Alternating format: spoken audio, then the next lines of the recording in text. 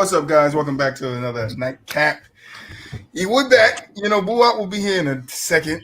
Buat will be here in a second. But yeah, we got SB Talk Sports. Zero. He froze a little bit, but I thought we was gonna get the real takes over fake debates like we always do. I'm good now. Am I good now? Yeah, you good. Real takes over fake debates. You already know. There you go. We got Melly Melvin back in the building. What's up, Mel? Hey, what's going on, fellas? Nice to be here. Shit, nothing going on. We chilling. How you guys feeling tonight? Man, been running around all day on daddy mode. I've been on. Hey, me too, bro. Me too. The little one been under the weather. And here I was about to go out to New York with some friends, bro. That don't happen, man. It counts, bro. And I didn't even remember we had a podcast tonight, bro. I didn't remember till Zamara called me and I was in Walmart. It was a shot. I said, "Oh shit, it's 6. I gotta get home. But yeah, man, happy to be here back with you fellas, man. Any of you guys watch that PG John Wall snippet? I was talking about the one where they working in the gym. They were just in the gym together. Oh yeah. Now last thing I seen with John Wall was about you gotta go check that snippet out. Yeah, I'm about to check it out. I always crack jokes on the Clippers, calling them PTO Clippers, which they are most paid time off players on the team in one team right now. But after hearing what like John Wall went through, sometimes we also forget, we crack jokes about players or mental health, bro. Mental health is real, man. I try to tell people about that. Yeah, they're humans too. They're just on a bigger platform than most. With Ben Simmons, but we're gonna say that for John Wall. We got to keep that same energy with Ben Simmons. So prayers to John and his family. I wish for a successful season from it. That's all I'm saying. I know exactly. I know exactly the spot that he felt at that moment, bro. I mean, I think a lot of times, a lot of us get to that moment where, we just want the pain to stop. Yeah. And for a lot of people, in basketball and athletes and famous people, as we see, like, they're not immune to these thoughts, the same thoughts that regular people have, because they're human too. And he came out and he spoke about what he went through and how he got back from it. And I'm glad to see John Wall is back in the league. And like I said before, man, prayers out to him. But I think he's gonna make the Clippers take the Clippers over the top of where they need to be, because from the video I just watched of him, excuse me, the video I just watched of him, he hitting threes so fluently, Tween, step back three. All right. If he can do that consistently for them, Reggie Miller coming off the bench and Reggie giving them that same, then I think the Clippers. Look, man. Now look. Like I said, I wish John Wall nothing but the best. I think he's gonna be great. It's life difference when you lose your mom and grandma and you're not doing the one thing that you love doing your whole career. But let's not act like we don't see players shoot threes all the time in practice time. He wasn't practice. He was running. Ben Simmons looked like Steph Curry in wreck. No, he was running the game. He was running the game. He was doing it in the game. He was in the game field. He was sweating. He was working. He was getting to the rack.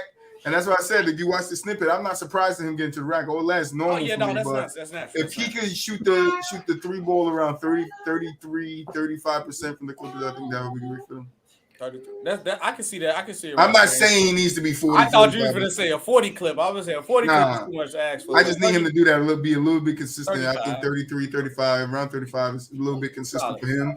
So, and it'd be better than what he shot in a while. But I think the Clippers fully healthy, man. John Wall, they put him in that starting lineup. I think that's a mini three-headed monster. And when I say about mini three-headed monsters, you got two big heads in Kawhi and PG, but then you got that third little small head that's just high by the side, but it's just it has a lot of power in them in the sense of taking them further than what they have been together. I think it will work out, especially if the Lakers limbo is still up in the air. I think this could be the Clippers. This next year might be the Clippers run to the finals. Don't know if they could win it, because I know health does play a big part in them. So when you're saying fully healthy with that team, you need that PTO. But we've been saying that about the Clippers for the last 3 or 4 years, though. Right. No, but listen. John Wall had some time off. He kept his body healthy. He stayed in shape. You can see that from him playing the game. And if John Wall can sustain that throughout an 82-game season. And I know he'll play some games, take some games off and stuff like that. Have a minute restrict. Whatever they're going to do with him, they're going to do with Kawhi and PG and all those guys. It might work. Listen, it worked for Kawhi in Toronto. He was on low management there, and they won a damn championship. All right, call it luck or the bounce or whatever you want to call it. I wouldn't say luck of the bounce, but see, when you brought the Clippers, it was a lot of but and if or could and who happen. I have to see it happen. No, 100%. It was just a perfect storm. Everything went right for Toronto, and that's all I'm saying. If everything went right for Toronto. Toronto. Healthy this year. Storm. Everything could, because I always say that. I'm with you, SB. The crumbles have to fall in your lap to win a championship, and the people don't get that. Like that's what everybody. That was with Golden State this year. It was with the Bucks last year. It was with the Suns last year. Getting to the finals, like a lot of teams had to be injured later in that stretch of the playoffs for the Suns to really get over them and get to that finals. Because coming up against a lot of teams healthy, we don't know how the Suns do. The same for the Bucks. We can say coming against a healthy James Harden, Kawhi, KD, and Kyrie, we don't know what that series looks like. You feel me? Right. So if we're go ahead, Mel. Go ahead. I'm just saying the Clippers are the Cowboys of the NBA. No, I think they just added an integral piece. That's all I'm saying. Honestly, the Cowboys do the same thing too. I think it's different. Keep it a buck. Even though it's less factors that need to go into play. I got to switch in the NBA than the NFL. I got to switch it now because basketball season coming to football up. Because I put the Yankees on this side, but I'm gonna tell you this: I'm a Bulls fan. We the goddamn Cowboys of the damn NBA because we can't do. We did everything we did in the '90s, and ain't been doing nothing since then. We've been cursed. We had MVPs, we had Rose, we had players that could have brought us over the top. We supposed to have LeBron, D Wade, we could have had Melo. We don't get nobody, and we never got to that point. So if anybody Cowboys of the NBA is us. The Clippers is the Chargers of the NBA, and I'm a Chargers fan too, which I like. I don't know why I like cursed teams. Yes, stacked up. They got the potential to be good, but they don't get the job. Yeah, I mean the child crying in the back is just summing up what you mean, bro. Like, it's a hard road to be a fan of those teams. See, one is ain't my baby this time. It ain't my baby this time. My baby chilling. Hey, anything goes on the night show. All right, the babies want to cry. We let the babies cry. Hey, look, that's what I say, man. Look, when we do that, you have to atone for your sins, man. You have to. That's atoning for your sins, my brother. Having them kids earlier. Nah, I'm with it. But let's get to this damn. Do I have it up? This NBA retweet on Twitter, I guess. Bleachers Report most overrated players of the last 10 years. I know Reggie Miller. I said 10 years. Okay, I know Reggie Miller better be on there. Yeah, you really hate Reggie Miller. I'm a fan of Reggie. That's the crazy part about it. Nah, it ain't no joke. That fan is hatred. I'm just telling you what it is. It's hatred. But Bleachers Report most overrated players of the last 10 years. Mm-hmm. Avery Bradley. Okay. At number 1. At 1? That's too high. How's he over? Crawford at number 2. Jamal Crawford overrated? No, we're not doing DeMar DeRozan at number 3. That's DeMar DeRozan not overrated either. That's cap. DeAndre Jordan at number 4. Okay, I can agree with that one. And Julius Randle at number 5. I can agree with three out of the 5. I'm going 3 out of the 5. Yeah, I don't know about Avery Bradley being overrated. I think he's a essential role player on our team, but I wouldn't call him overrated. Yeah, because like what was Avery what was his actual? What was his projection? You the Boston guy. He was drafted to Boston. So he for me, Avery Bradley was like the same thing kind of Marcus Smart is. Ooh, I wouldn't say a 3-D guy. That's it. Thank you, Melvin. You got it. Okay, but I was saying, I think that's just what a playmaker though. I think he was never asked to play make though, so we don't know if he could be in any situation he was in. He was never asked to play make. He was asked to shoot the ball, shoot the 3, and play defense, and he was good at that. You know, he was very good at that, and I would say he developed some of that on his time in Boston, but he was very inconsistent during his early time in Boston. But once he ventured out, he got some more teams under his belt. He became better at just playing, sticking to what he was good at, hitting that 3 out of 30% clip. He was solid with the Lakers when he played in 2020 with us. I still stand on y'all disrespectful for taking Ray minutes for him. I'll stand on it. Y'all still disrespectful for that. Nah, Ray wanted to do his shit, so we did our shit. Nah, you Ray left because of y'all. Y'all dirty. You know how you Celtics get down. Ray could have stayed. Nah, In the he did. love. He got his ring, man. I think he made the right move. He got went to No, Miami. we could have got another ring with Ray. He could have hit that shot first. Well, who'd you say was number 2? He said Number 2 Jamal Crawford? was Jamal Crawford. No, I don't see how that was. He was like a 4-time 6 man of the year. I don't like, think he was overrated. 3 times 6 man. How is he overrated? What did they write like a paragraph or article explaining why they said overrated?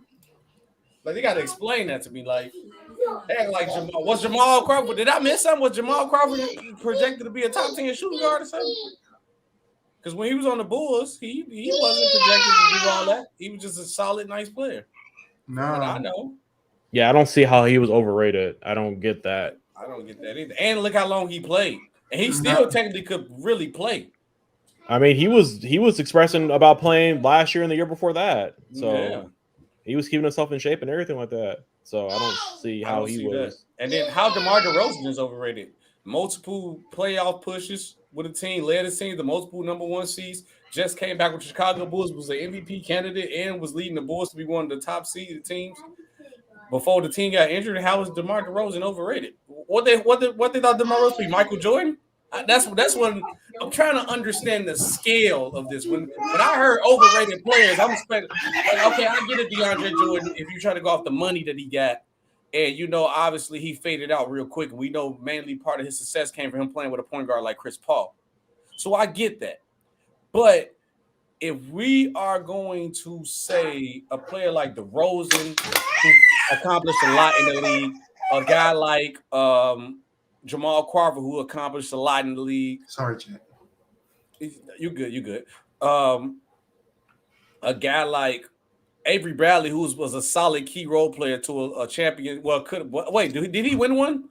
Besides, I don't think he won one because he was with the Lakers, left. He could have won the one with the bubble, but he didn't come with the bubble. So technically he got one, but he don't. But he was a key contributor to role player. Nobody really expected nothing more from him. Who was the other guy? I think I'm missing one. Oh, Julius Randle, definitely. I give you Randle, and I believe he just became overrated because of what he did with the Knicks. If he didn't do what he did with the Knicks, I wouldn't consider him. But we're talking about the last 10 years here. You don't think it's other players that were more overrated than these 5 players? Most of these guys aren't even projected to be superstars. Stars are at that. But I think besides DeMar DeRozan, I would say Lonzo Ball was overrated coming out. And no Lonzo slander over here, but I know why you said that though. I know why you said that. I mean, I'm a Laker fan, so I was hyped when we got him. I give you Zoe. I would expect to see Zoe because Zoe was projected to be his Lakers jersey hanging up in the Raptors. I go with another player too, Marvin Bagley. His ceiling was supposed to be high. I don't know. The Kings is doing them dirty. No, the Kings did him dirty, but his ceiling was supposed to be high. He got picked over. I gotta go back and look at that draft again. But he got Doncic and Trae Young and all them. Yeah, he got picked over all them. He was number 2 pick in that draft. I mean, you could say Norris Noel was overrated too, and Jahlil Okafor. Yeah, 100% at what Philly projected them to be. Yep. Jabari Parker also, and I love Jabari. He's from the city. Jabari definitely overrated. Overrated. He came out, he was supposed to be bang bang, and he was not. Yeah, so that's what I'm saying. So we gonna look at players and say you are overrated. They put a lot of players on there who accomplished a lot. How you gonna say Jamal Crawford? I forgot the other guy. I'm missing who I was just talking about. DeRozan, and they had Avery Bradley. Avery Bradley. Those are key players who did a lot. Like I get DeAndre Jordan, and I get Julius Randle. And I literally said Julius Randle. I don't get the Julius Randle because I think there's so many other players you could put there. Like that's overrated. Yeah. I mean, it's overrated over the last 10 years. 10 years. Like if we go back 10 years, we can't find 5 players that were projected to be superstars and were bust. Like, technically, to be real about it, just the player we just talking about because of injuries, you could put John Wall in that category because of the injury stopped him. No, I'm not mad at none of the names you're saying, but I would take all those other players like over Julius Randle. How long has Julius Randle? Like he's been playing what 6-7 years? And I think drafted in 2014, he was 7th overall by the Lakers. He broke his leg on the first game of the season when they played, and he was out for the rest of the year. Yeah, and I think like he really only had out of all the years, he only had one great year, like great. And I feel like the Knicks pulled the gun too early and paid him early. And then another player we really want to talk about overrated when it comes to contracts too. Golden Knicks, Jalen Brunson. To me, he didn't get I feel like I don't like arguing about the contract. Everybody got a family fee. Get your money, do your thing. But if we talking about play wise and money wise to me with the play, I don't think Jalen Brunson meets that standard of that. Can we say that Zion is heading towards that trend, depending on what happens next year? No, because of if the Philadelphia 76ers was patient with Joel Embiid, I think we should do the same thing for Zion. Because technically, from the first 3 years, he played more games than Joel Embiid did. So we got to give him the same amount of time. To be fair. Yeah, I'm with SB on that one. To be fair. And then we looked at how he played. When he played, he's damn near averaging 30. He can't guard a park car, though. I think any of us at this party might can score Zion. That's that, and I'm not even joking because he don't guard at all. I don't think he tries to play defense, or he can't move side to side enough. To me, he's like a linebacker out there. I'm trying to think what else who the last 10 years, but who's the next? Who else on that list? I need to hear another name. Salute, Tiff. I need to hear another name. I'm trying to figure out. That's it, Julius Randle, DeAndre Jordan. I thought it was 10. It was only 5? No, yeah, it was only 5. I don't want to know what made them come to that conclusion of them, though. Can we say that Porzingis might be over? For sure. 100%. Yeah, I can see you throwing his name in there. For sure. 100% sure. Because Porzingis, that first season with New York was I thought he was the second coming of Dirk Nowitzki or second coming of Pau Gasol or something. And then he got hurt, and then he became a role player. I don't know what happened. So I think Porzingis. One player that I liked coming out of the draft that I thought was going to do really well was Dante Exum. Overrated. Yes, sir. He looked good. He looked good in the Olympics. He looked. What about really DeMarcus Cousins? No, injury I think played a part in that. Aaron Gordon out. Yeah. Aaron Gordon's solid. He's solid. I don't believe nobody had him to be high. You won't build around him, but he can be a key piece. He's like a Tobias Harris, I think. Yeah. Well, what else you got? Because I don't. Yeah, he wasn't ever projected to be that guy. Paul George. Now let me stop. Oh, chill out. We no PG slander over here. We are not. Paul George. What about this? Could we? Before this year, could we say that Andrew Wiggins was overrated? 100%. Yeah, I give you that because he was supposed to be the Tobias next Harris. Oh, 100% overrated. Yeah. 1,000% overrated. They picked Jimmy Butler over him. That made him overrated off bat. And Jimmy Butler made it to the finals by himself on the Miami Heat team. That definitely made him overrated. Would you say Al Horford is overrated? No, because he has longevity, and he was an all-star. And he led Kevin Love? No. Kemba Walker? He was at one point he was the best. He was the best forward in the league. Drummond. I saw him in college. I wasn't really that hyped on him. I don't know about Drummond. That's no. Well, I got another name. What about Ben McLemore? Ben McLemore. That's not a bad one. Definitely over. What's going on tonight? How y'all doing? What's up? Well, I don't know if you finna play the game or you in the truck finna drop a load off on the truck. Man, look here, bro. This nigga playing Call of Duty in his car. It's a lot. It's a lot going on at the crib right now. I had to get some peace. Nah, man, I had to calm it down. What's going on? What we talking about? Right now, Bleachers Report most overrated players of the last 10 years: Avery Bradley, Jamal Crawford, DeMar DeRozan, DeAndre Jordan, and Julius Randle. I need to put a Bleacher Report in the book for this trash. Jamal Crawford, DeMar DeRozan. Who? DeAndre Jordan, Julius Randle, and Avery Bradley. They said they're the most overrated players in the last 10 years. I'm thinking they're gonna name superstars, not role players. Right.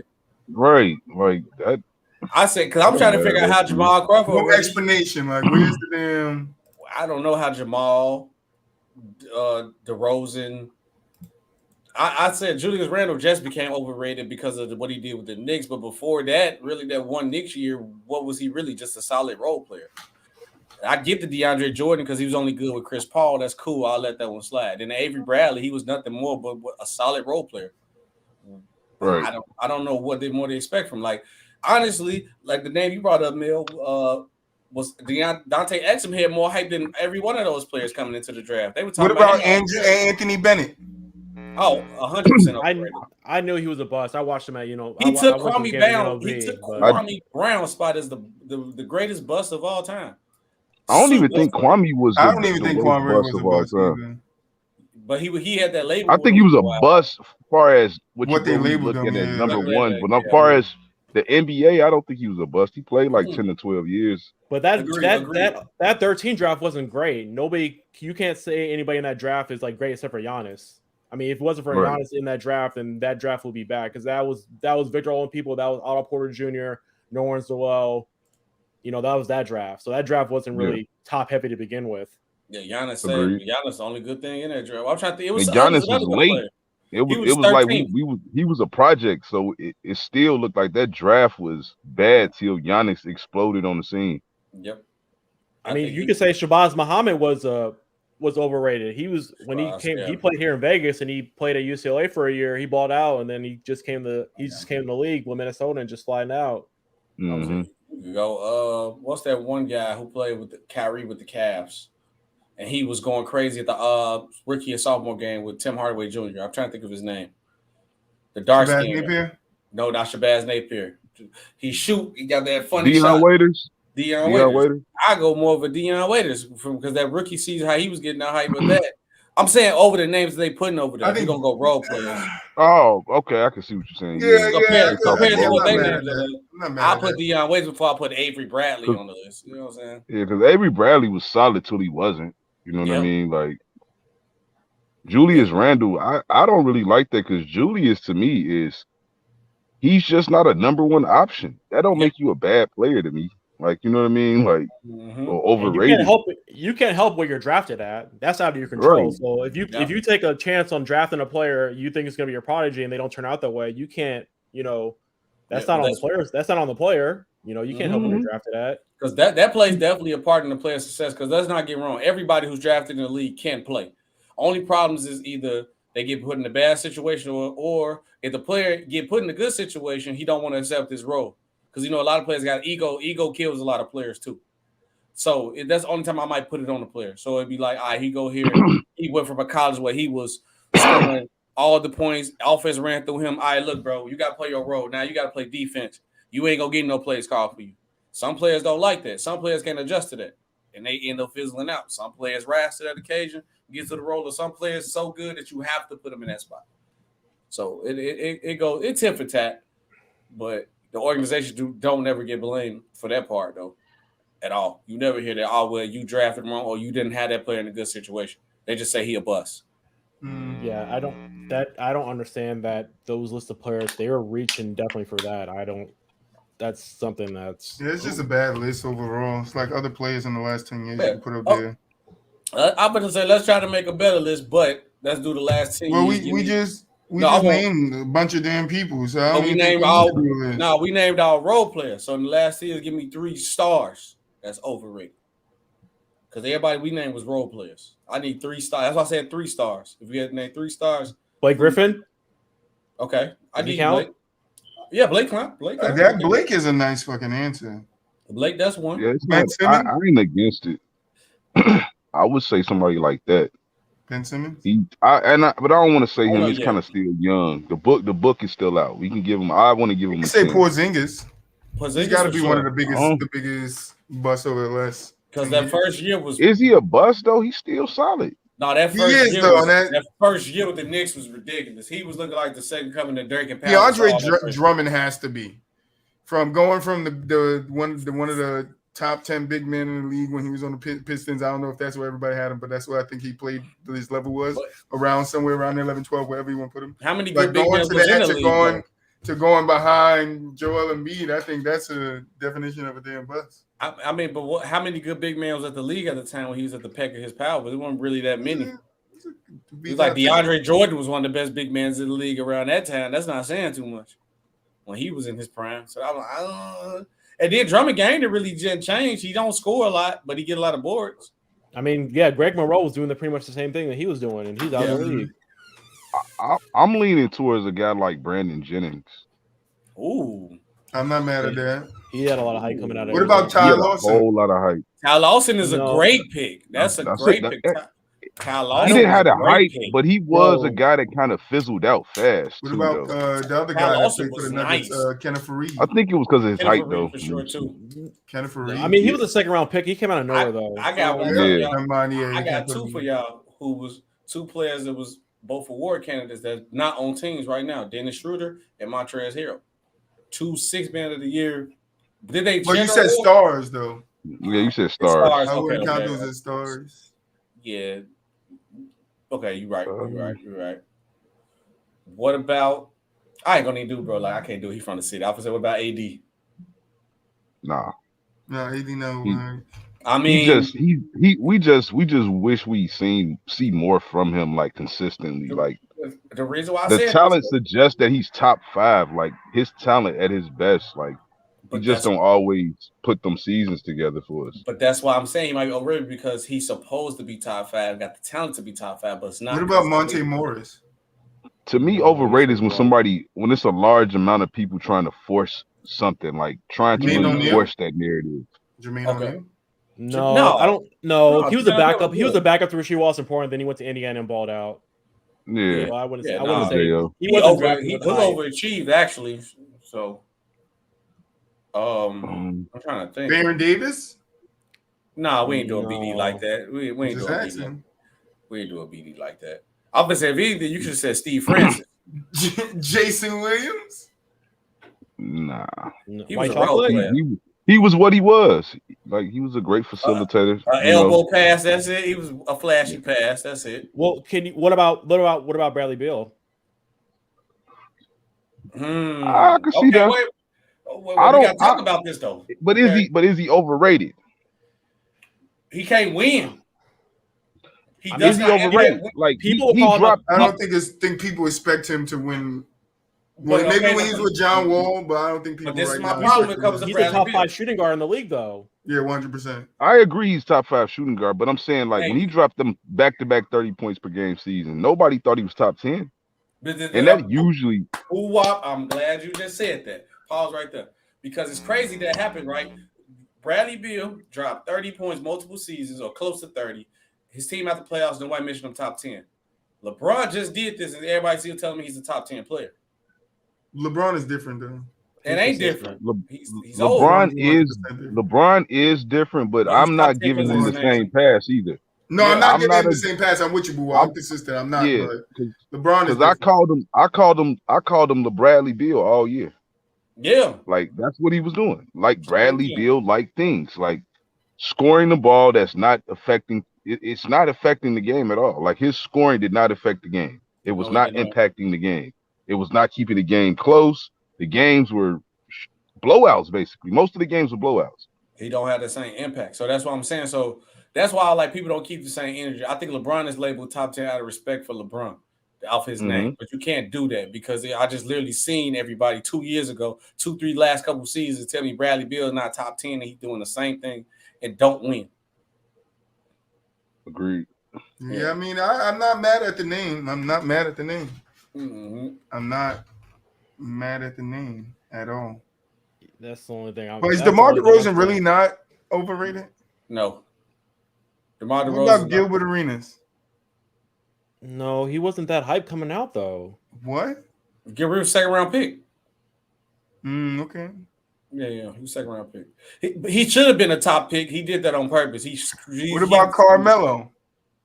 Nah, we ain't doing Melo like that. No, he was in that 03 draft class. No, we're not doing Melo like that. What about Paul Pierce? I should do it just to piss you off because you're a Celtics fan, but I ain't a hater. No, Paul Pierce. I don't think he was overrated. In fact, he could have been a little bit underrated. Yeah, I don't think people respect Paul Pierce. I definitely think Paul Pierce is overrated. What about Joe Johnson? No, I don't. No, Gay? He's somebody that I think of that could have been a superstar, borderline superstar. Like, yeah. So I would say him. Tony Parker, no. No. What about Rudy Vince Carter? Gay is the name I was thinking of though too. Vince I couldn't get it out. Is Vince Carter overrated? No. Vince barely. I don't think people even really think Vince Carter is a top 50 player of all time, and his numbers suggest that he might be. Yeah. I mean, he was a second round pick that got traded for his brother and won Defensive Player of the Year. So right, yeah, kind of overachieved. Is Stephon Marbury over? What about Stephon Marbury? Stephon Marbury. Yeah, I saw Stephon. Steve Francis overrated. Steve sure. Francis, Did he live? too. You could say Stephon because Steve Francis is a good one too. Mm-hmm. Stephon really didn't live up to the hype, but he was like a 2-time or 3-time All NBA performer, I think. Oh, I'm not sure, or I might be wrong. It might be 2 or 3-time All. Definitely overrated because they. Definitely because they benched Joker for him at first, and then they. What about Draymond Green? For sure. Underrated. He's a second round pick. No. Wait a minute. Look, from where he drafted from, yes, but from the shit he talked now, I don't know. He didn't talk himself into some shit. Overachiever. Yeah, he was. Nobody thought he would be what he is. But he said he's the greatest defender of all time. Now he tried to put himself, and he's a first ballot Hall of Famer. All right. And I disagree with both of that shit. If G-Baby was here, he would agree. Karl Anthony Towns, overrated? Yeah. Absolutely. What about Zach LaVine? No. Yes. No. Yes. I don't think so. Zach. Yes. I don't think so about Zach.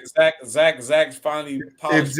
If Zach is not overrated, DeMar's not overrated. Why is Cat overrated though? He's been 20-10 basically his whole career. He's supposed to be the second. He was supposed to be behind Joel Embiid until Jokic came in the picture. He has zero impact on winning. Zero impact on winning. No, I disagree with the zero. No, I'll disagree with that too. I don't think like 10%. I would say at the end of the day, last year was his best year to me, right? Agreed. He's still young. He can still change our minds. That's all I'm gonna say. Yeah. But I feel like for right now, today, he's already. His clock is ticking, though. His clock is ticking. It is, but to say that he's overrated, that means like he hasn't performed, and he has performed. Like, yes, he has. I think Anthony Edwards has taken his shine away from him. The way that Anthony Edwards has been playing the last couple of years. Mm-hmm. I'm gonna tell you what really took it away from him is when they added Jimmy Butler. And they literally took them to a winning team. And Jimmy Butler left, and they literally went right back to being in the lottery team. And that's how they got Anthony Edwards. The reason why they got a number one pick. It was fucking trash. I agree. When Jimmy Butler was playing against him in practice, playing against third string. And didn't score. And then the story get worse and worse when more details came out. At first, he played with third string. He's like, all right, Jimmy just scored all the points. He didn't score a fucking point. And he beat the starters with us out there. That's Jimmy. That's why you can't say Jimmy's over. But they said D-Rose said that story ain't all that way true, bro. Like D-Rose disputed that story. Yeah, D-Rose said Jimmy came out there and hit like a shot or two and left. Yeah, but it was like he talked a lot of shit and like Jimmy. Yeah, that's just what it is. But I get your point against Cat. I'm not saying he's definitely one of the most impactful players in the league. I'm just saying again, like overrated is somebody that didn't perform to me. Like I never thought that he was truly. I know the hype around him. Obviously, he was the number one pick, and he should be better than what he is. And I guess that's part of saying he's overrated in a sense. But like I personally don't believe. I hear a lot of people saying like, "Oh, well, he's X, Y, and Z." I think most people rate him where he's at. I think a lot of people kind of harsh on him too. Like because he's not that bad. Like he's just not. I mean, that's like Kevin Love to me. Like Kevin Love put up a bunch of empty stats. Yeah, he was. That didn't translate to winning. I got one for but sure. We respected him. You respect him. Devin Booker. Nobody was talking about Devin before Chris Paul. I say overrated. They wasn't, and I agree. They wasn't I would because say kind of overrated. Maybe I don't know. He's made it to a finals. Can we say overrated? That's what I'm saying. Paul, they weren't even safe in the playoffs. But so what? Chris Paul brings the best out of everybody that plays on his team. So he saw what Devin Booker needed, and he gave him the tools that he needed, and became better. But we can't say nobody was talking about Devin Booker when he dropped 70 on Boston and lost, and they was clowning him because he took a picture because he lost. We didn't understand it. It went more viral that they were celebrating that they lost. Yeah, but before that, were you talking about Devin Booker though? Before that 70-pointer, after that 70-point game, they were. I thought he was still a young player on the rise, though. You know what I mean? That's the only good thing he got going for him, because he came in the league at like 18 exactly. He was like one of the youngest players in the league. So this like his 8th season, I think, right? And he's only like 24. 24. Yeah, no, it's like his 7th season, 6th or 7th season. He's not. He's still young. He came in the league at like 18, bro. He wasn't even old enough to drink, and he was in the league for a couple years. Yeah, he's been 2015. That's when he got drafted. My thing with Devin Booker, the only thing I kind of paused about him was the fact where I don't know if you guys saw that pickup video, that pickup game he did a couple years ago. He's like, "Yo, you can't be double teaming in a pickup game, bro." I'm like, "Really, bro? That's how you get better." Yep, and that Joakim was. Yeah, you can't take a double team. You can't take a double team in a pickup game. What are you gonna do in the NBA when they're playing a 1-on-1 on you? I agree. See what happened? He sat in that corner when they started doing it. He sat right in that corner. What about Eric Bledsoe? Or should I say Drew Bledsoe? No, he went overrated. He right because he came off the bench for Chris Paul in the beginning. He had a little spark. But besides that, no. Yeah. If anything, you can say Isaiah Thomas from the Celtics. Oh, 100%. I don't want to. He was the second round or the last. He was the last pick in the draft. Yeah, he was an MVP candidate on the Celtics. That's overachieving, though. That's a difference. I would 100% agree with you, but he's definitely overrated. For the way Boston fans and all the Boston forums I'm on Facebook talk about Isaiah Thomas for his short time. They feel bad for him, though. No, it's not even a feeling bad for him. They talk about how he was great for us. We need him back. They can't stop him on Boston and all this other BS. Like, Isaiah was good. He got injured. We don't know what he would have looked like after that injury. Be real. I wanted you to be real. Let's see if you're real. If Rondo and D-Wade didn't get hurt that first round, when we going to beat y'all? If Rondo and who? D-Wade. When we played y'all the first round with the Bulls, that same year with Isaiah who got hurt. We was kicking y'all ass until they got hurt. So what was he going to beat y'all that first round? Nah, Boston would have won. That's when Rondo messed up his elbow, right? Yep, and D-Wade got hurt. Yep, we beat y'all 7. Nah, we fucking. Rondo was kicking y'all ass. No, we beat y'all 7 for blood. We beat y'all 7. Oh no, the series. Speaking of the Bulls, I got another player. What about Ben Gordon? Ben Gordon? We ain't doing Ben. I ain't mad at it though. Ben was nice. A little bit better. But he was kind of overrated, bro. He was kind of overrated. I would agree with he was. Because I just heard somebody on this show the other day say we need to give love to Ben. Super liability on defense. Ben Gordon got more love because of that series with the Celtics. Him and D Rose was killing, and him and Ray Allen was going at that. John Salmons was my man. He was killing too. Yeah. Johnny Salmons. That's my boy. Ooh, that's a name right there, boy. John Salmons. I used to call him Blade. He's like Wesley Snipes. What about Eddie Curry? 100% overrated. Yes, sir. Yes, sir. 1,000% overrated. He was in that Tyson Chandler draft. I think. Would you say Klay Thompson's overrated? No, sir. No. Oh, hold on. Let me slow down. Okay. Klay Thompson is not overrated. I would say Klay is slightly overrated. Yeah, I would say Klay? Yeah. Well,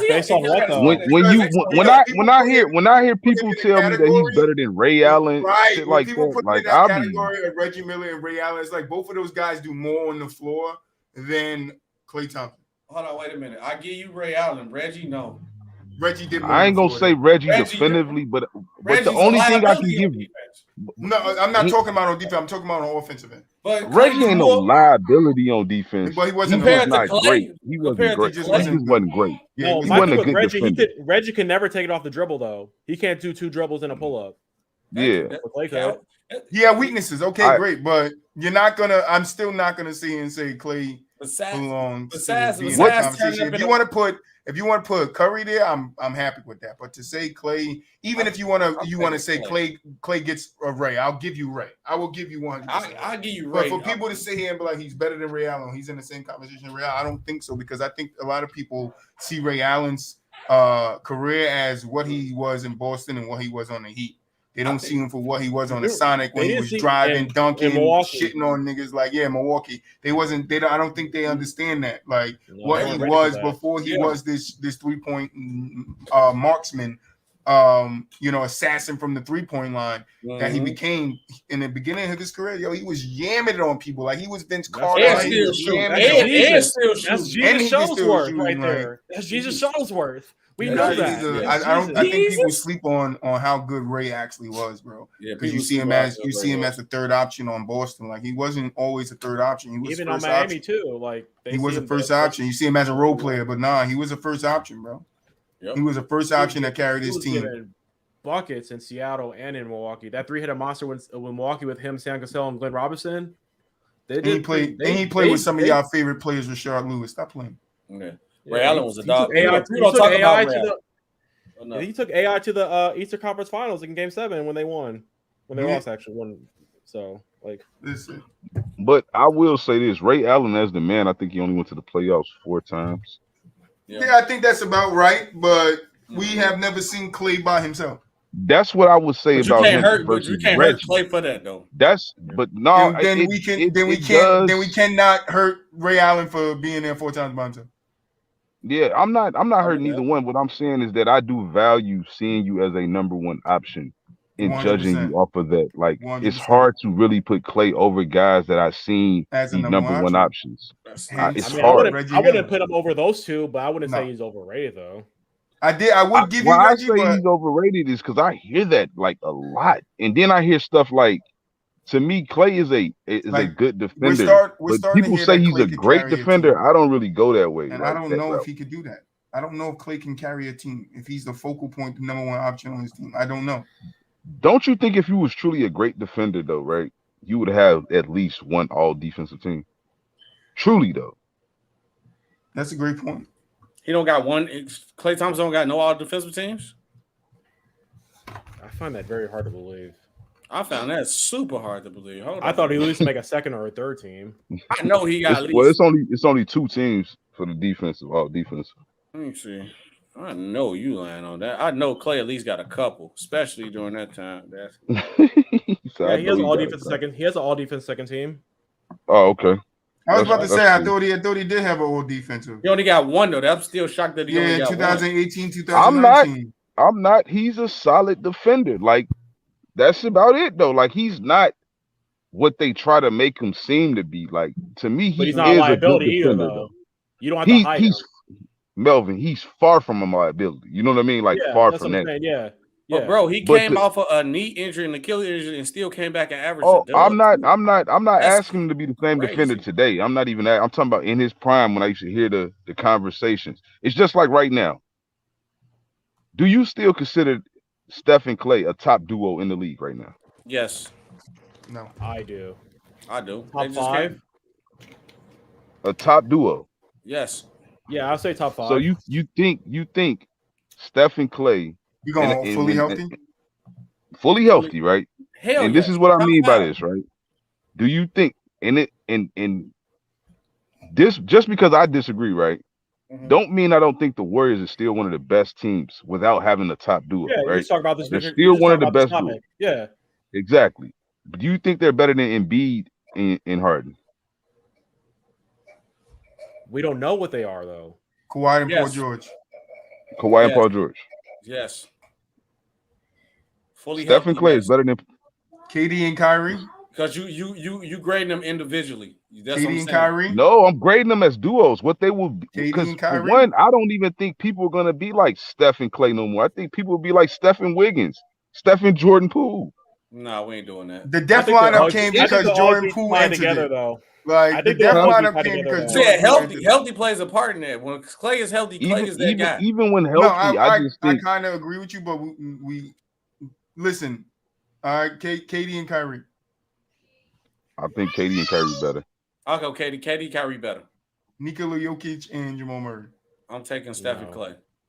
I'm not Giannis taking them and Drew Holiday. Oh, Giannis and Chris Middleton. Yes. I'm going Giannis and Middleton. LeBron and AD. Steph and Clay. Yes. Wait, healthy. Wait. No, fully healthy. We talking about fully healthy. LeBron and AD. Okay, LeBron and AD. Trey and No. from San No. Antonio. Stephen Clay. Cat and Rudy Gobert. Stephen Clay. No, I think it's Cat and Ant, but still I no. would say but Stephen Clay. But those are only 4 you probably take them over though. Those are like Jason Tatum and Jaylen Brown. Stephen Clay. I'm taking Jason Tatum and Brown. Stephen Clay. I think again with Stephen Clay, it's the trust thing. Stephen Clay. I think it's the trust thing. I think they're tier 2. Like I think they're tier 2. And I think it's I don't even honestly think they're tier 2. Stephen Clay. This a duo who won 73 and 9. John Morant. Yeah, but that's you the want to put with him on that team. Stephen Clay. I think you only put 4 over them. I think that's like trying to Luka and whoever you want to put with him. Stephen Clay. LeBron. You say who you think the 4 is, Melvin? LeBron and AD. I think LeBron, AD, Kyrie, KD. You can do Embiid and Harden. And then there's I don't even trust Harden like that, bro. That's the problem. That's what I'm saying. We George haven't and seen Kawhi? them yet. George and Kawhi? George and Kawhi. I'll go George and Kawhi. Yeah, that's a toss up. But those are only 4 definitively you can put above them. Maybe. And I honestly I think you can put Brown and Tatum above them. I can't do it. I definitely think you could put Brown and Tatum above them right now as a duo. I can see why you would, but now we're talking right now as a duo fully. I put Giannis. I know what Brown and Tatum gonna give me. And again, it's only my whole thing is I think Andrew Wiggins himself, but I don't know, will be better than Klay Thompson this year. I think that's why I'm saying that. I think Jordan. I go a little bolder. I think Jordan Poole has the potential to be better than Klay Thompson. Possibly, but fully healthy Klay, I don't know. I'm taking. So, who y'all taking? Chris Middleton and Giannis, or Jason Tatum and Jaylen Brown? I'm taking as a duo, and this might shock people. I'm taking Brown and Tatum. I'm taking Brown and Tatum. It's close to me. It's very close to me. So I'm not mad if you go either way, but I probably would take Chris Middleton and Giannis because they won a championship together, and I think that duo together, like Buwap says, he keeps reminding me how great they are. And we saw. I thought the green jersey was for the. I'm not biased though. I try to tell you, I'm not biased. I did this shit earlier in Clubhouse. I did like a little tier list with some of the guys, and I actually put Giannis and Middleton on the tier 2 list. Wow. Yeah, and again, to me, it's like I think Giannis and Middleton, when healthy, is going to probably win a ring, right? Again, yes. But I also factor in Drew Holiday in that equation. Like I look at Milwaukee as a trio, not as a duo. And the same thing is with the Warriors. I don't look at them as a duo. I look at them as a trio for sure with Dre and Clay and Steph. But then the others like Poole, like and Wiggins, like it's so hard to look at them collectively like that. And you can do that with Boston to a degree, but I think with Boston, I think Tatum and Brown is just like, you know what I'm saying, they're true engines. Nothing starts without them two. Like you wouldn't consider they're truly partners in crime on that team. You wouldn't consider Marcus Smart with them or no? No, we're talking about duos, not trios. No, I'm asking what the trio with Marcus Smart. To a degree, just based off of last year, what I seen, to a degree. Yeah. But I also think that we see that Marcus Smart is limited, and they need to take the ball out of Marcus Smart's hands some because it's hard to say that he's the right fit for their trio. Only reason why I feel like if you go talent wise and like skill on the court, I would say no, they look like a duo. But I feel like Marcus Smart bringing the tangibles with the like holding them accountable. Like as a leader to the team, something like how Draymond kind of is too. Like his skill set, yeah. Like when they wasn't passing the ball, and he said, "What was the problem with them?" He said, "Brown and Tatum don't trust us. We don't want to just sit in the corner." He's like he's definitely important to what they do. Helped him. I don't think Boston get as far as they did without Marcus Smart. I wouldn't ever disagree with you, right? What I'm still saying is that in the finals, I think we seen a lot of holes in his game, right? Thanks. Like. He got exposed to a certain degree, not defensively, of course not. He just got outplayed by a great player. Yeah. But offensively, we think he's limited in a sense. And we see that he do too much because he's asked to do too much on that team. They needed a guy like Malcolm Brogdon to take the ball out of his hands as well. You know what I mean? Because just like he took the ball out of Tatum and Brown hands, he was caught in scenarios where he was doing too much. Agreed. Like that's the reality. Yeah. And you could never not have enough playmakers. So right, it can't hurt to have another guy that's pass first for sure. Yeah, exactly. Yeah, that'll help. Because the turnovers definitely kill Boston. What about last one I got? What about CJ McCollum and Brandon Ingram? No, I got B.I. and Zion as the duo. Yeah, but I didn't say Zion because Zion didn't play last year. Like we saw what CJ and B.I. looked. You talking CJ as overrated, or we talking duos? No, we talking about just a duo. Duos. Oh, yeah, I forgot he is with B.I. because I don't want to count Zion yet. And I'm saying like if Zion they'll still be on the lower end for me. But, I look at them as a trio too. I think they look better. What about Jimmy and Bam? I had them tier 2. I think they're very good, but I got them tier 2. Bam holding that duo up for being as good as they could. I agree. Darius Garland and Josh Allen, Jared Allen. I mean, is it Jared Allen or is it Mobley? Or I is was it going to say Mobley. Right, Mobley. But is it a trio? It might be a trio. Allen better as a trio. Right. Yeah, because Allen is very important to what they're doing. Yeah, no, 100%. The Nets should have never let that guy go, but they tweaked. Yeah, that messed their team up. I'll probably look at them. And I think What about Jalen Brunson and Julius Randle? No RJ? No love for RJ? The disrespect to RJ. It might be a trio. It might just be a trio. I don't know what they got a 0 over there. It's nothing over there. It's just a team. It's just the Knicks. What about Jalen Brunson and Donovan Mitchell? No. That's gonna be one of the worst back courts ever, boy. Defensively, that'd be terrible. Like I don't even want to imagine. I can still see Steph and Clay being a top 5 duo in the league. But this is what I don't like though, right? Because I get Julius Randle had a terrible year last year, far as what we seen from him the year prior. Mm-hmm. But I still think he's the best player on the Knicks as of right now. 100%. 100%. Unless RJ comes out and does some tremendous things next year, I think right. Then they begging RJ. So I think if you pair Donovan Mitchell with Julius Randle, that's a decent duo, especially if Julius Randle is comfortable with relinquishing that number 1 role. But my question is, can you survive with Brunson and Donovan Mitchell defensively on the backcourt, 1, and then 2, you playing in the Garden where people come to play because they know if you go off in the Garden, it's going to be a historical night. People come to play at the Garden. I can see Steph coming and dropping 56. Him and Clay might get 50 or 30, 35 apiece together. We seen Steph drop 50 in the Garden. Yeah. I can't truly tell you defensively they're going to be the same team they were previously because they're not. But I do think Donovan Mitchell's the name we forgot to mention as overrated. Is he? Are we going to find out this year? Is he now? We're going to find out this year. He's been an integral part of getting that team to the playoffs year after year after year since he's been there. Rudy Gobert too, though. I said intricate part. He's clearly been the best player, though. Yeah. Like, even though that team still identity was what Rudy Gobert did, though. Facts. That's what make it tough. I get it, though. I get what Melvin is doing, though. Like, I get it. Like, he is a player that his game seems kind of overrated right now. Like, it does.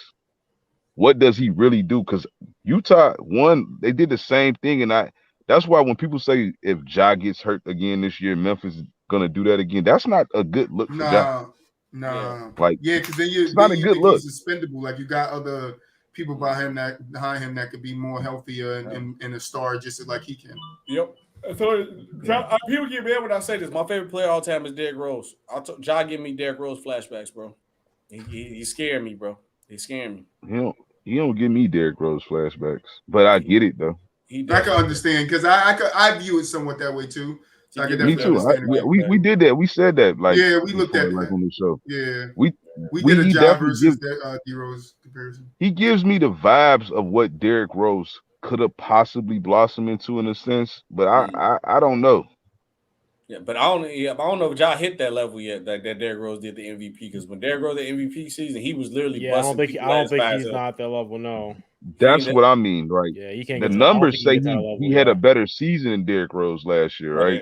Compared to his MVP season, but it's just the manner Derrick Rose did it in, no real help from another legit number 2 option. Like Luol Deng was solid, Boozer was solid, like, but that's not a number 2 option. And people got to remember, he was in Tibbs' system. In Tibbs' system, your number's not going to look crazy because Tibbs don't care about that. Tibbs is going to win. So you're not going to be putting up 30 and 15 and triple-double. You're not going to see no Westbrook 20-20-20 type numbers, no Tibbs system like that. Or it's going to be rare. If it come in the Florida you're not going to see those numbers. We scoring 90 for points. Most of Tibbs' teams trying to keep it a low-scoring game anyway, so you're not going to run it up. That's what it is. You're not running it up. That's why I hate when everybody look at Derrick Rose, and I'm like, bro, come on, bro. You know what system? Tell me one star. I don't think we'll ever see the. Stop it, Mel. Whatever you was about to say was blasphemous. Yeah, Mel, you froze. Say it again. I said we can honestly say that Derrick Rose will hold the title for youngest MVP ever in NBA history. I don't think anybody's going to beat that. Yeah, I don't think anybody's taking that away. If it was anybody, it would have been Jokic. Never say never. We just said a lot of time. We said never. We said nobody going to beat Kareem record. LeBron finna do that. Nobody's going to average a triple double. Russ Westbrook did that. LeBron. But I'm done saying never. Never going to happen. Somebody might score 100. Honestly, it'd be tough though to do it. Really, Derrick Rose did that in his 3rd year. That's tough. That is tough. That is tough. Somebody to come in the league. Got to be one of them dudes that's the next level. Come in their rookie year and win one. Yeah. I doubt that's gonna happen. But you're gonna need you need everything because a lot of the MVPs, as we know, you need the storyline. You need it all kind of to kind of get there or whatever. So. Yeah, it's gonna have to be that perfect storm. I got a question for y'all. So now we at a point in the league where we really don't know who could win the championship. It's really up in the air from like how it's been the past years. So do you guys rather like it this way where we really don't know, we have to wait and see, or we got these 2 juggernaut teams and we can't wait for those? Nah, I like it up in the air. I don't like seeing the same 2 teams over and over and over and over in the finals like the Cavs versus the Warriors. Like I know it was great basketball and won't take nothing away from it, but I always like when it's other teams that stepped up and got better the next year and came back and was able to get there. Like seeing the Bucks versus the Suns was refreshing. Yeah, but how many times does that really happen though? No, it doesn't because it's always 2 teams that's a juggernaut. Last year, it's always 2 teams that's a juggernaut. Last year I remember last year they were talking about the Nets and the Lakers being the championship favorite. They were the championship favorites going in last year. And they both so sometimes it always doesn't happen the way that people think it is. Yeah, getting a Boston versus Golden State, that was kind of refreshing. Too. Yeah. Like to get another team in there and see 2 different teams play, that's refreshing. But you also want to see these teams get back and get revenge on each other. So it's like a double-edged sword. Like you either like it one way or you like it the other. Yeah, I like it this way it is now. It's up in the air, like how football, football. Because at least, like with football, it's not really up in the air because anybody can win one game at any time. Like even when the Patriots won, it was like it wasn't all like back to back to back to back to back to back. Like it was other teams that got up in there. Like the Saints got there, the Colts got there. Like there's other teams that got there. Like I want to see what other players are doing. It's like that the last couple of years though too. So right, look at the Rams. The Rams get back after what being there 2 years ago. 2-3, yep. And then he wins the title. Before that, it was Patrick Mahomes, and then we thought Patrick Mahomes gonna repeat, and then it's like that didn't happen. Like, so it's like that's what I like to see in the NBA. I like to see LeBron and the Warriors duke it out, but then I would like to see something like the Sixers and the Clippers. The Sixers and the Clippers. Do you think we'll see Do you think we'll see a three-peat in the next 10 years? No, I think it's super hard to get a 3P nowadays. I think it's probably like if I had to put a percentage on it, I think it's probably like 3.3% out of 100. Like because teams are so good, like now teams are so good, I don't think you can 3P. I don't think there's no way because if we were gonna see it, the best hope that we had was Giannis. If Giannis went on the run, won the second one, and then next year was coming up, I would have been like, nah, they're going to do this. It's hard. It's real hard. The Warriors even showed us it's real hard. The floor is just so spaced. Like we thought LeBron was, like you said, LeBron was going to get there. LeBron ain't get there. So it's like, do you think a team can really keep that expectation up? The Warriors are older now. Like if that's another team, that's another team. You're not looking at the Lakers like they're going to 3P. So if we're going to say who could 3P, we're not giving it to Miami. I'm not giving it to Boston. I'm not giving it to the Bucks. I'm not giving it to the Sixers. Sixers. I'm not giving it to the Nets, like the top 6 teams in the East. I'm not giving it to the Phoenix. I'm not giving it to Memphis. I'm not giving it to Golden State. I'm not giving it to Dallas. Not giving it to Denver. Not giving it to the Clippers, and I'm not giving it to the Lakers. Only way that's gonna happen is one of the new guy get drafted to the league and he take over the league. But besides, I don't think like the closer we got to sitting on the 3-peat, a team that went 73-9 added the consensus second best player to their team. Exactly, and they couldn't even. Yeah, they probably would have, but because of injuries, that shit's hard. That probably would be. It's hard. Injuries and motivation, because the Warriors even say they wasn't even motivated as they were because the shit came too easy for them.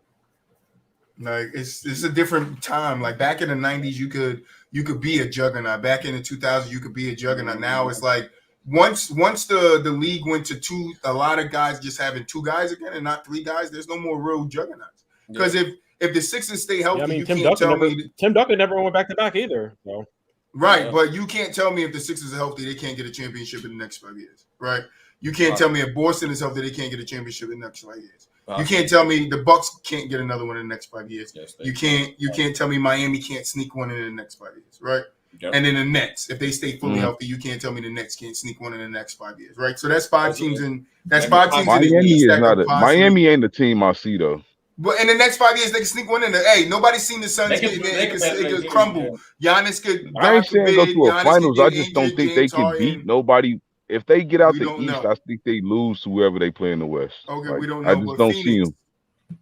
Phoenix. I don't see them. I think it's too much of a players' league for a 3-peat to happen though. Right, Phoenix, Golden State, 3 got to get made. Dallas. The Nuggets, the Clippers, the Lakers. I don't see none of those. I think it's too much of a copycat league. Right. Like once somebody sees somebody formula, they're gonna try to beat it. Now the only person I think you gotta have a problem with is Giannis. Like I don't think nobody can game plan for Giannis. But I think it's a way you could game plan for the team and stop the team. I think if Milwaukee get another big fine. I can see them doing that. So like they were to replace Chris Middleton with like a Kevin Durant or something, then maybe. There got to be some OD shit have to happen. Yeah, it's got to be like OD over the top. Yeah, KD goes to the Clippers or some shit. It got to be something like crazy. So over the top, and then all of a sudden, all 3 of those guys stay healthy for the next 4 years. Or a new rookie. What they do? They've been talking about Victor Wembanyama. What if you swap a? Yeah. What if you swap like a Bradley Beal for a Chris Middleton? No, I don't think they go 3 straight. I think they might get worse. I think they can possibly do 2. Yeah, off of Giannis, I would give them off the strength. And Bradley Beal. Bradley Beal would be very important to the championship run, of course. Like I think he would be a clutch scorer and all that, 23, 24 points a game. I don't know. But I just think you could game plan against him. That's what I mean. Like Bradley Beal with Chris Middleton and Drew Holiday, that's a different story. But I still don't think that team 3-peats. No, to me, I can tell you like. It would have to be something like if you told me Luka and Giannis were on the same team. I could see them 3-peating. No, I still can't see them 3-peating. I could. No, I could see Luka and Giannis. Could you see a KD Harden Kyrie 3-peat before they broke it up? No. They had a better chance. They had a better chance. They had definitely a shot. I think Giannis gets one of the 3. Yeah. One of those 3 in between, I think Giannis would have took one. I think he still gets a championship either which way. I think the Nets was better to make a deeper run with the team they had before they traded hard. They was deep. They had players at every position to last long to make a good push. But when you got a chance to get a player like that, you got to take it though. Hard to turn down. Yeah. Or if you told me Giannis with the Golden State, I could see a 3-peat. If we're talking about 2016, 2017. No, I'm talking about right now with the team that they have. You got Wiggins, Poole, those boys are young. Steph. But if Giannis goes there, we got to be realistic. You're not going to keep all the boys there, yeah. So everybody.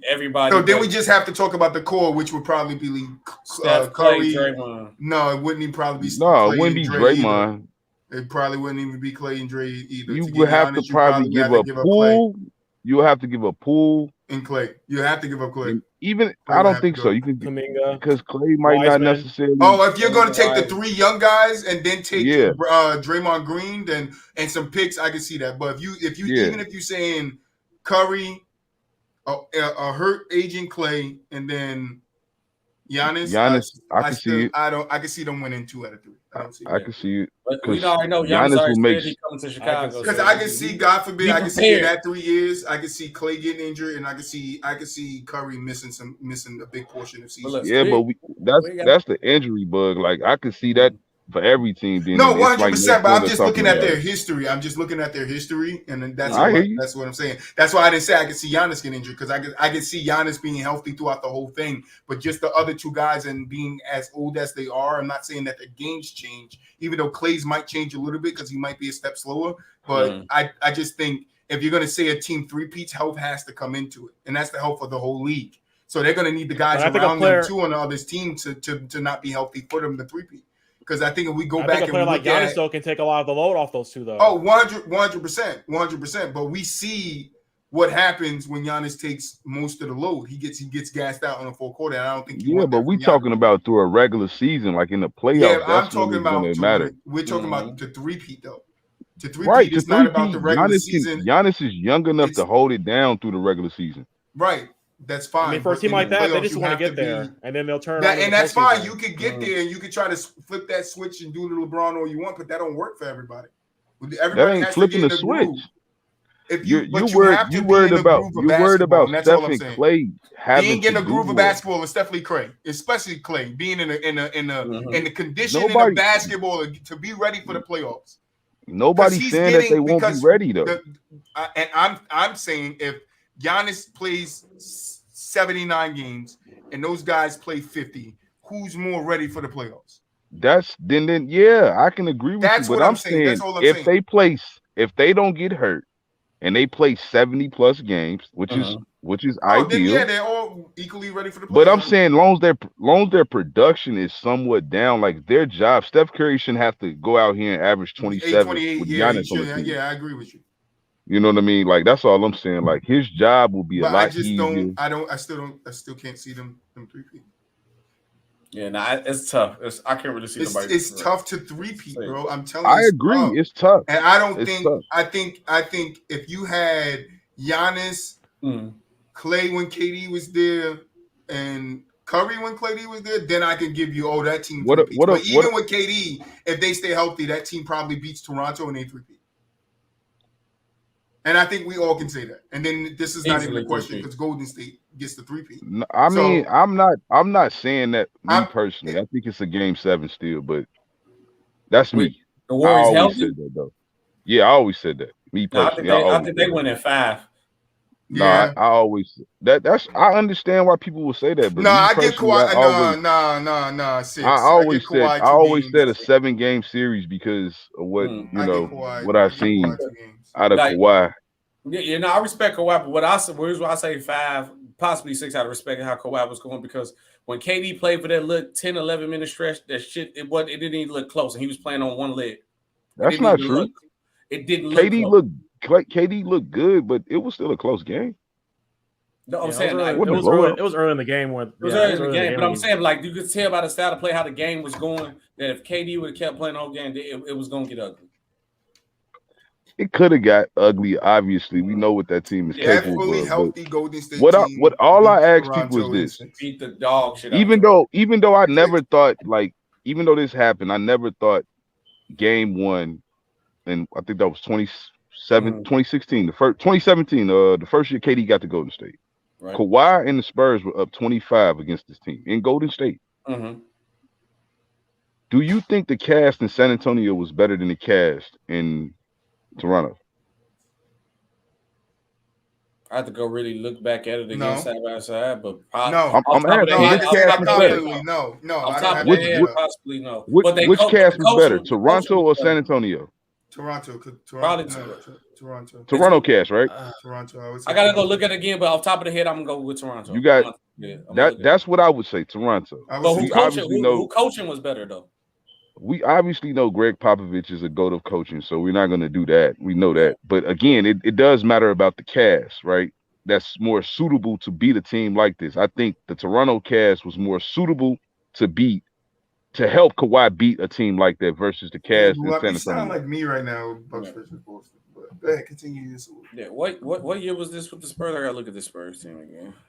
You had LA. LA would be the second option at that time with Kawhi. Tony Parker, Ginobili, and Duncan still was there. Yeah, they was no, Duncan wasn't there. Duncan had retired. I'm sorry, Duncan wasn't there. Because this was they lost in the Western Conference Finals. Yeah, Duncan wasn't there. He had retired. Parker was still there. Ginobili was still there. Okay, they say OKC Thunder, so I went too far back.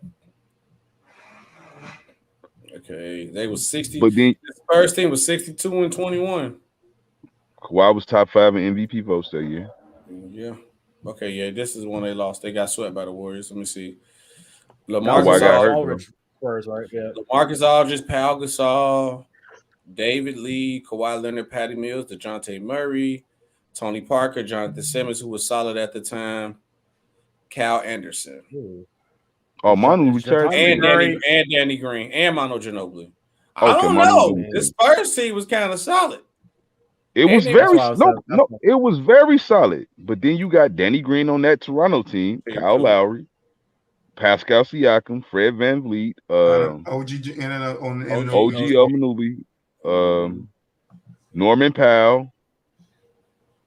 I don't know. I think it's close. Mark Gasol. I think it's close. I take away. It's very close, but I think the Toronto cast was a little younger, just a little better.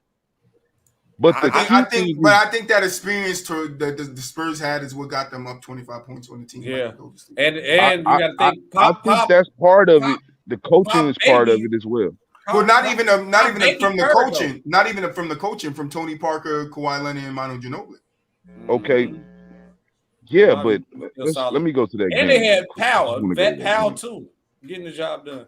And you got to take coaching into consideration too, because Pop taught Kerr how all the coaching all that, so he know all the schemes what he gonna run to. So that's what he was. Pop was probably out there killing all his schemes too at that time during that thing. Now, would I say the Spurs would have probably came out that series one? I don't know. But it's a reason. Okay, look here. Check this out. Check this out. All right, Kawhi Leonard got hurt 3 minutes into the third quarter. Yep, I remember that. At that time, he had 8 points. He had 8 points in that third quarter in 3 minutes. Mm-hmm. He ended the game with 26 points in 3 minutes. He was going to go off 3 minutes of playing in that third quarter. He had 8 points. He was going to go off. He was the reason why the Spurs was clearly up. He had like 18 in the first half. But I just said the experience of Tony, Kawhi, and Manu Ginobili. Yeah, but I'm telling you right now, like only person that had a good game in that series was because Tony Parker didn't play. Tony Parker wasn't even playing. That's fine. Tony. The only person that had a good game though was Kawhi. LaMarcus Aldridge. LaMarcus Aldridge had a good game. But I'm looking at the plus minus. He was -14. So he gave up 14 more points than what he. Kawhi had a plus 21 in that game. Scored 21 more points. But that sounds like a Kawhi number. Kawhi was cooking. But I'm saying, but based on what we know about plus minus, that means that the team was plus 21 with him on the court. Like, period. That's what that means. They were minus 14 with LaMarcus. Right. That means he had no impact really to the win or lose. He was hurting them. It means that he was hurting. Exactly. So all I'm saying is that Kawhi at that time was a very special player then, but I thought he was even better in Toronto. No, 100%. That's why I initially went with you with the Toronto thing, and I could still go there. But I don't. Yeah. I'm not going to connect the Spurs team because there's a lot that goes into that Spurs team being up with just Kawhi Leonard. That still goes into pop coaching them, understanding what in-game adjustment he needs to make, why Kawhi is doing that, understanding that the other guys are not having good games, and who to feed and get the ball to in what spots. And so when you're looking at the Toronto team, though, right? And I think that series goes the same way this Boston series went. The inexperience comes into play because you got experience from Kawhi, but you don't have experience from none of the other guys. All those other guys are used to losing, right? Look, and even if you go to the stats, right, and those guys, because I know Toronto was balling out. Anunoby was balling out. Pascal was balling out. VanVleet was making a name for himself, and Kyle Lowry was doing Kyle Lowry things. I get that, but if you're talking about a fully healthy Golden State Warriors, right, who Would you say that Toronto team was better than the Cavs team? What You year? said who? Would you say that Toronto team was better than the Cavs team that Golden State played in the final? With Kyrie and Kevin Love? The 2016 Cavs? No. Fully healthy Cavs that beat Golden State. No. So I can't see Toronto beating Golden State. And I know that better. I think Toronto was better than the Cavs. No way. I do. No, I think that's hard to say. I think they were better. I'm talking about as a team. Offensively, no, they wasn't better. But as a team, they were better. The team defensively, they were a better team. Defensively, the Toronto Raptors was a way better team than the Cleveland Cavaliers. You could sit here and nitpick the things that they were better at, but what I'm saying all around team, no. If you're looking at the all-around aspect of how Toronto won that championship, I'm telling you, and the pieces that fell into place for them, and how those guys bowled out, and if you go and look at the Cavs and how the Cavs bowled out coming back fully healthy, then you would say if that Toronto team played that Cavs team fully healthy in the Eastern Conference Finals, that Cavs team would have beat them. That's your opinion. That's not mine. And that's all I'm saying. I'm not saying it has to be your opinion. That's why we're talking. But I don't think it's hard to. I don't think people will either bat an eye at saying that Cavs team fully healthy with Kyrie Love and LeBron James would have beat Fred VanVleet, Kyle Lowry, Kawhi Leonard, and Pascal Siakam and them boys. I'm not saying people wouldn't say that. I understand why people would say that, but me personally, I still think Toronto could beat that team. I see. No, I don't think so. I see. It's hard for me, Boo. LeBron was Kawhi is a difference maker. LeBron was that team by itself. I don't think Kawhi is going to be the difference maker enough to beat them. Who on that Toronto squad was going to stop Kyrie? That's the difference maker right there. Who on the squad you going we cancel out LeBron and Kawhi Leonard. Right. Who's stopping K-Love? Pascal? Who's stopping Kevin Love? Pascal? Because we know Kevin Love Pascal's a great defender now. I know, but I'm saying who's stopping him. Is he going to stop him? That's all I'm asking. I'm not saying he can't. I'm not saying he can. I'm asking. But y'all act like Kevin Love. Y'all act like Kevin Love was a focal point. Like he wasn't the third option. The third option. Buwap, that we're talking about into that thing. I'm naming third options. I'm saying who on the other side. But you saying it like he's going to they're going to feed him into the point where he becomes a focal point. No, I'm talking about to the level. No, I'm not speaking. I'm speaking to the level of him being a third option. That's what I'm speaking to. Who's going to stop him? I'm looking at Pascal being the second option for one. Because he was the second option. But he's not sticking Kyrie. Kyrie's the second option. He's not sticking LeBron. Kawhi's taking that responsibility. So then we're going to say that don't make production. All right. So then we're just going to go with production. The production of Kawhi and production of LeBron cancel each other out. Who's matching the production of Kyrie? Pascal.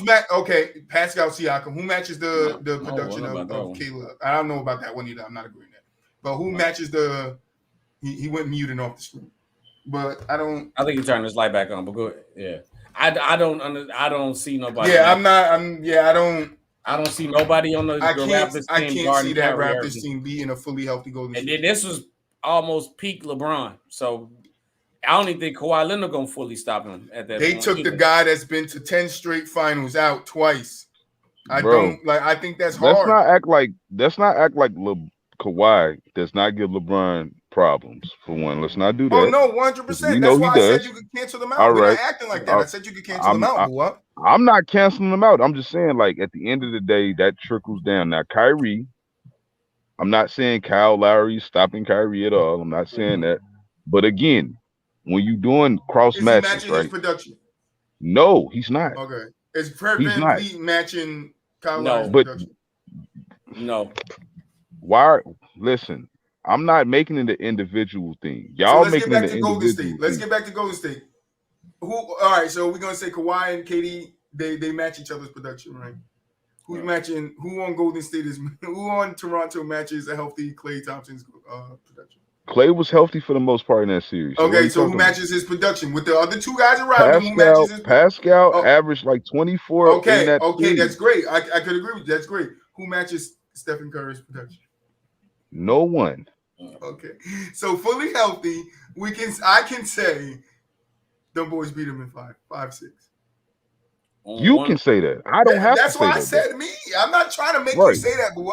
But then what's the whole thing about it? Because we're debating it. That's all. You're telling me how you feel. I'm telling you. Yeah, you just bringing up production wise. Like I still see a scenario, just like I try to tell you about the Bucks and Giannis with Middleton. What do you tell me? You still see a scenario where Boston can pull it out.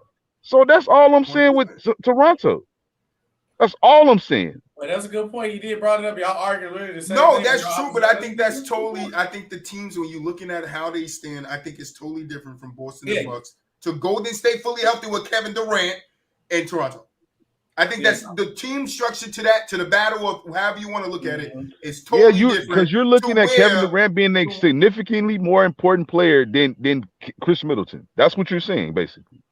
I mean, you can look at it that way. But what I'm saying is, if you're taking what KD, Curry, and Clay did and Draymond did, right? And I didn't even get to Draymond, who matches Draymond production, right? But if you get to what those four guys did together, right? The 2 prior years, taking out LeBron 2 years in a row, when, LeBron was at the height of his peak and destroying the East, man. Everybody was afraid of this dude, but he would get there to Golden State. And they built a team to beat him. I get it. But you don't think going into that third year, if those guys are fully healthy, they're like, all right, new challenge. All right, we don't beat LeBron. Let the KL, we got KL now. Who's this guy's behind him? Like, you don't think the experience of those guys not having the Golden State Warriors have one up on them? And I think nobody's. Let me ask you this: Do y'all think that? Do you think that Curry from scoring? That's 60 to 70 points between those two, and then you add the 20 from Klay Thompson or whatever you want to give him, 18 to 20, and then you add Draymond's fucking Troy. Triple single. Did Houston Rockets not take them to Game 7? The Houston Rockets was a great. So you're telling me the Houston Rockets was a better team than Toronto Raptors? They were a better matchup for the Golden State Warriors. That's what I'm telling you. I'm telling you, that Houston team was a better matchup. I agree, they are better offensively. I think Toronto versus a healthy Golden State is a bad matchup for Toronto. I don't think that. I don't think that. That's no. I don't think. We disagree on that. And I think Houston offense kept them up, but I don't really think they were never going to beat the Warriors. No, Warriors. But they still took them to a Game 7. I respect it though. To a Game 7 without a healthy Chris Paul, without a healthy Chris Middleton. We did that. Yeah. We gotta agree to disagree on that because we can't argue what ifs. No, 100%. No, we can't. But we can talk. I like talking hypotheticals, but I'm always consistent on that part, though. Like I always said that I thought Toronto, when it took for me to see the defense that they built for Giannis, of course. It took for me to see that, and also Kawhi. I wasn't as high on Kawhi until I seen that playoff run. Like I'm watching him, and I'm like, you know what? Nah, he was this top 3 in the league. Is really special. Like he's really special. Depending on we gave him more credit because he was still doing everything offensively and was still he took the assignment of the best player and took him out the game. Exactly. That 60 series, that was one of the best series we had in a long time. It literally went up in the head to that last shot. Don't get me wrong. You give it that Toronto take credit, but if that shot don't miss, I think the Sixers get them out of there. The Sixers had a momentum and everything. I think the same thing happens because if Golden State's not healthy, I think the Sixers figure it out and they get a championship. Like that's what I'm saying. It's a whole different story if you're going against. I don't know. Curry, I don't know. I think Clay, Kawhi, even KD, in that series, they had nobody to really to answer Kawhi necessarily. Like Stephen Clay was just balling out. I think if KD's there, you throw KD's long body on him, and that trips him up a little bit. Yeah.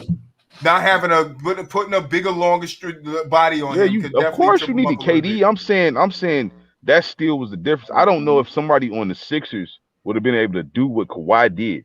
I like Jimmy, and I do think Jimmy Butler was different on the Sixers, though. No, I think Jimmy could. I don't think Jimmy would have had to do what Kawhi did by himself because I think Embiid would have been right there giving it work too. Because I don't see that. I don't see with Clay, with Curry and KD down. I don't see who on that team or what scheme they drew up to stop. I need to see Embiid in the conference finals to kind of believe that he's that guy. I ain't mad at you on that. I ain't mad at you on that either. I'm not mad at you. I ain't mad. I don't know. Y'all got anything else? Because I'm done. Yeah, that's it, good. man. Good show. All right, then close it out. SB final thought. Oh man, good show again. Good talk. It was chill Wednesday. Chill Wednesday. That's what it says. Y'all always asking what the doc. Nah, it's a Chill Wednesday. We just talk about anything that comes to mind. Who are final thoughts? You already know, man. I'll see you people on Friday, man. See you guys.